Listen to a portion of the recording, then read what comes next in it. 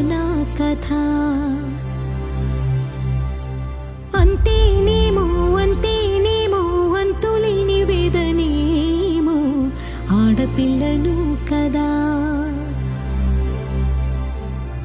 మళ్ళీ తిరిగి అడుగేసేది వచ్చిపోయే చుట్టూలానే.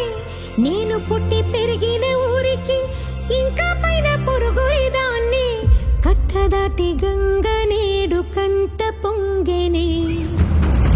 ఎంత ఎంత యాతనో ఎంత గుండె కోతనో ప్రాణమోలే పెంచుకున్న పిచ్చి నాన్నకు. దూలమిరిగి భుజముపై పడిన పిడుగు పాటిది ఇంతకన్నా